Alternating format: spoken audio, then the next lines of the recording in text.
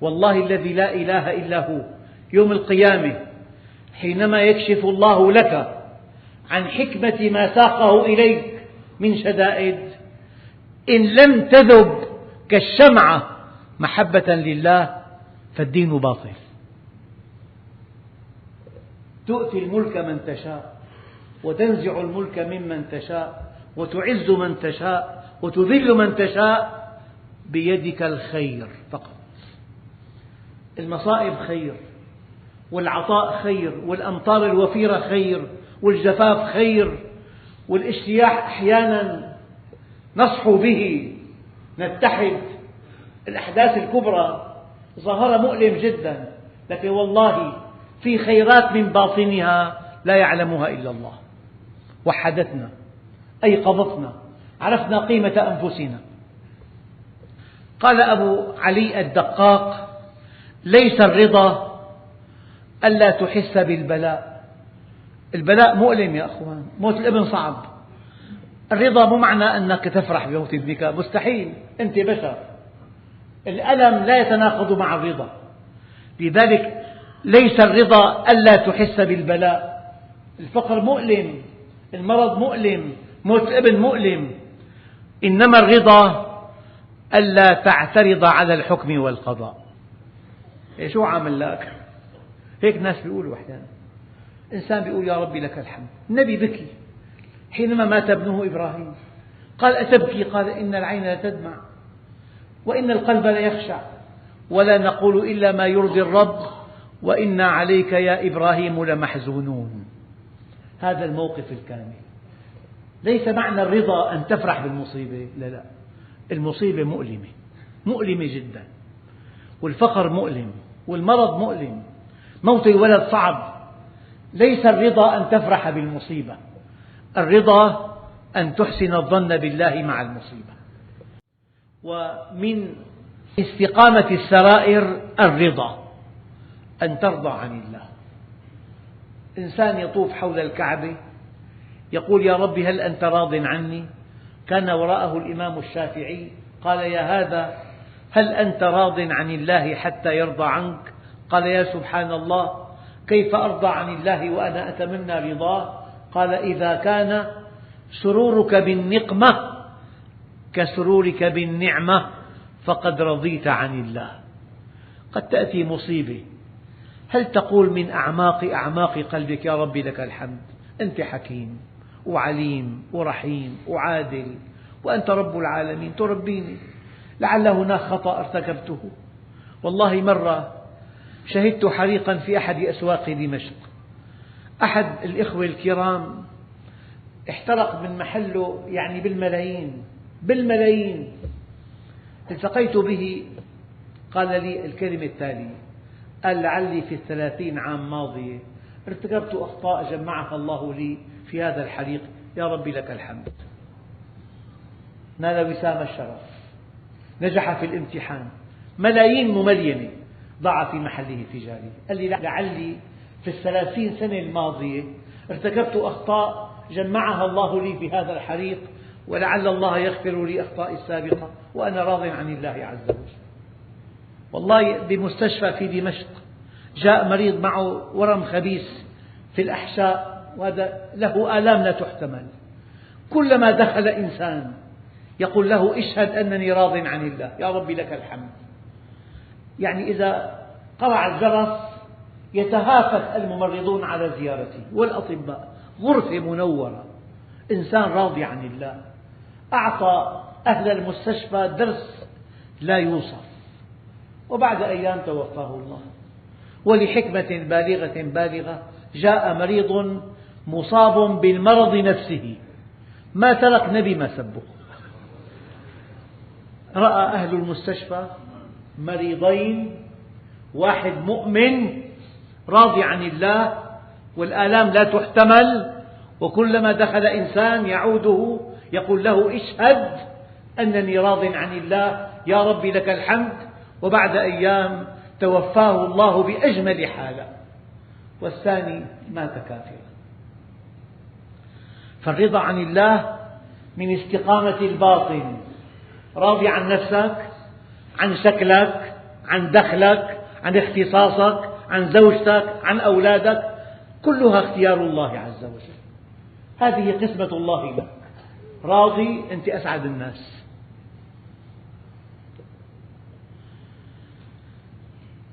يقول عليه الصلاة والسلام فيما رواه الترمذي: إن عظم الجزاء من عظم البلاء، وأن الله تعالى إذا أحب قوما ابتلاهم، فمن رضي فله الرضا من الله، ومن سخط فله السخط. وعن عبد الله بن مسعود رضي الله عنه قال: ارض بما قسم الله لك تكن أغنى الناس. والله الذي لا إله إلا هو، قد تجد إنسان مؤمن موظف دخله محدود قلبه ممتلئ رضا عن الله، وقد تجد إنسان معه ملايين مملينة، معه ألوف الملايين، وهو ساخط عن الله عز وجل. ارض بما قسم الله لك تكن أغنى الناس، واجتنب ما حرم الله عليك تكن من أورع الناس، وأد ما افترض الله عليك تكن من أعبد الناس، ولا تشكو من هو أرحم بك إلى من لا يرحمك، ويعاب من يشكو الرحيم إلى الذي لا يرحمه، ومن جلس إلى غني أو قوي يتضعضع له ذهب ثلثا دينه. سيدنا عمر بن الخطاب رضي الله عنه كتب إلى أبي موسى الأشعري: أما بعد، إن الخير كله في الرضا، فإن استطعت أن ترضى وإلا فاصبر. يعني الرضا أعلى من الصبر. إذا أحب الله عبده ابتلاه، فإن صبر اجتباه، وإن شكر اقتناه. درجة عالية من الإيمان، أن تأتي مصيبة تقول: يا رب لك الحمد، أنت اخترتها لي، وأنت الحكيم، وأنت الرحيم، وأنت العليم، وأنا المقصر المذنب، يا رب اجعلها تكفيرا لسيئاتي. هكذا المؤمن.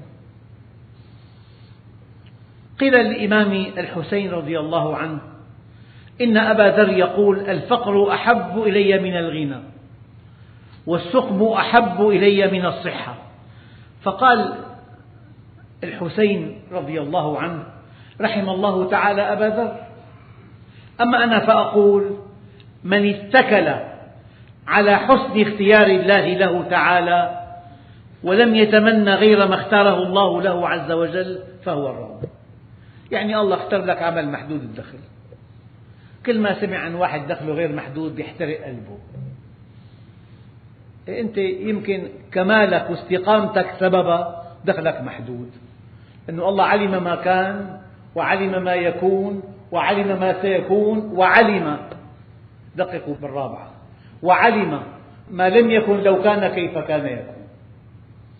أنت على دخل محدود مستقيم من بيتك للجامعة، لو جاءت ملايين مملينة. والله أخت كريمة أرسلت لي رسالة: زوجها سافر إلى الخليج، كان فقير اغتنى هناك، هي محجبة حجاب كامل، قال لها: بتلبسي بنطلون وبدي بطنك يبين، وإذا ما بتجي هيك أنت طالع. طيب تفضل، صار غني. لذلك استعاذ النبي من الغنى المطغي والفقر المنسي. بادروا بالأعمال الصالحة، فماذا ينتظر أحدكم من الدنيا؟ هل تنتظرون إلا فقرا منسيا، أو غنى مطغيا، أو مرضا مفسدا، أو هرما مفندا، أو موتا مجهزا، أو الدجال فشر غائب ينتظر، أو الساعة والساعة أدهى وأمر. سيدنا الحسين يقول: أما أنا فأقول: من اتكل على حسن اختيار الله له ولم يتمنى غير ما اختاره الله له عز وجل فهو الراضي. اختارك من أسرة فقيرة، كل ما حكى عن رفيقه اللي أبوه معه ملايين: لو كنت ابن هذاك معي ملايين مملينة. هذا كلام الشيطان. لا تقل لو أني فعلت كذا وكذا، وقل قدر الله وما شاء فعل، فإن كلمة لو تفتح عمل الشيطان. الجواب أيها الإخوة: والله الذي لا إله إلا هو، يوم القيامة حينما يكشف الله لك عن حكمة ما ساقه إليك من شدائد، إن لم تذب كالشمعة محبة لله فالدين باطل. تؤتي الملك من تشاء وتنزع الملك ممن تشاء وتعز من تشاء وتذل من تشاء بيدك الخير فقط. المصائب خير، والعطاء خير، والأمطار الوفيرة خير، والجفاف خير، والاجتياح أحيانا نصحو به، نتحد. الأحداث الكبرى ظاهرة مؤلم جدا، لكن والله في خيرات من باطنها لا يعلمها إلا الله. وحدتنا، أيقظتنا، عرفنا قيمة أنفسنا. قال أبو علي الدقاق: ليس الرضا ألا تحس بالبلاء. البلاء مؤلم يا أخوان، موت الابن صعب. الرضا مو معنى أنك تفرح بموت ابنك، مستحيل، أنت بشر. الألم لا يتناقض مع الرضا.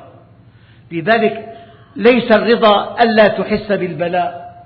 الفقر مؤلم، المرض مؤلم، موت الابن مؤلم، إنما الرضا ألا تعترض على الحكم والقضاء. شو عامل لك؟ هيك ناس بيقولوا أحيانا. إنسان بيقول: يا ربي لك الحمد. النبي بكي حينما مات ابنه إبراهيم، قال: أتبكي؟ قال: إن العين لتدمع وإن القلب ليخشع ولا نقول إلا ما يرضي الرب وإنا عليك يا إبراهيم لمحزونون. هذا الموقف الكامل. ليس معنى الرضا أن تفرح بالمصيبة، لا، المصيبة مؤلمة، مؤلمة جدا، والفقر مؤلم، والمرض مؤلم، موت الولد صعب.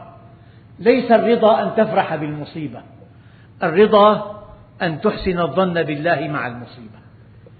وكان عليه الصلاة والسلام يدعو ويقول: اللهم إني أسألك الرضا بعد القضاء. في رضا قبل القضاء وفي بعد القضاء. يعني أنت يا ربي لك الحمد. قالت له: هنيئا لك أبا السائب لقد أكرمك الله. صحابي توفي، جاء النبي بيته قبل أن يدفن، سمع امرأة تقول من وراء الستار: هنيئا لك أبا السائب لقد أكرمك الله. لو أن النبي سكت لكان كلامها صحيحا. هو نبي مرسل معه تشريع، فأقواله تشريع وأفعاله تشريع وسكوته تشريع، فإذا سكت كلامها صحيح. أم ألا: ومن أدراك أن الله أكرمه؟ قولي أرجو الله أن يكرمه. الفرق بين لقد أكرمك وبين أرجو الله أن يكرمك. ألا وأنا نبي مرسل لا أدري ما يفعل بي. هذا رضا قبل القضاء. يعني كل واحد منا يا ترى يصاب بمرض، بجوز إن شاء الله الله بيرضينا. يا ترى بيفقد أحد أقربائه، ممكن الله يرضينا. هذا موقف المؤمن، يرضى قبل القضاء، إذا وقع القضاء يرضى بعد القضاء. أخواننا الكرام، مرة ثانية، استقامة السرائر أخطر من استقامة الظواهر والجوارح. منها النية، الإخلاص، التقوى، الحب، التوبة، جهاد النفس والهوى، الرضا.